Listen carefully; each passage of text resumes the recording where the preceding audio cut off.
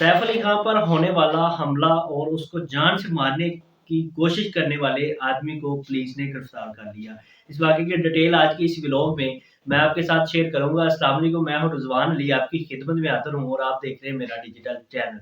सैफ अली खान जो कि बॉलीवुड का एक बहुत अच्छा और पुराना करैक्टर था, जिस पर एक जानलेवा हमला किया गया, वो भी कहीं रोड पर नहीं, कहीं मोहल्ले या कहीं शूट पे नहीं, बल्कि उसके घर उसको आकर हमलावर ने आके हमला किया।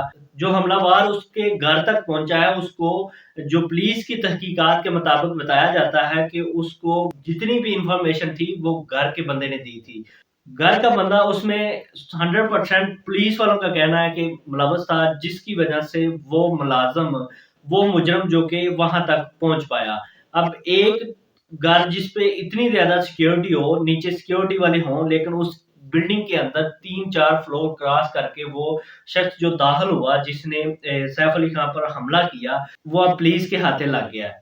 और इसके साथ साथ करीना कपूर जो कि उसने भी अपने बयान में इंकशाफात किए हैं कि जुमेरात वाला दिन, जिस दिन हमारे घर ये हमला हुआ है और ये जो चोर हमारे घर आया है, ये हमारे लिए बहुत ही मुश्किल दिन था और हमारे लिए इम्तिहान का दिन था कि एक आदमी जो कि घर आकर हमें, हमारे बच्चों को नुकसान करते करते सैफ अली खान पर उसने हमला किया।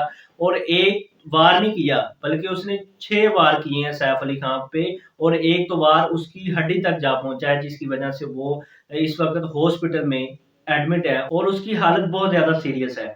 अब पुलिस वालों ने उस मुजरम को गिरफ्तार कर लिया है। इंतहाई सिक्योरिटी होने के बावजूद वो बंदा चौथे फ्लोर तक गया और मदामत करने पे सैफ अली खान पे उसने हमला किया। इस तरह के व्लॉग देखने के लिए मेरे चैनल को सब्सक्राइब करें। अल्लाह हाफिज।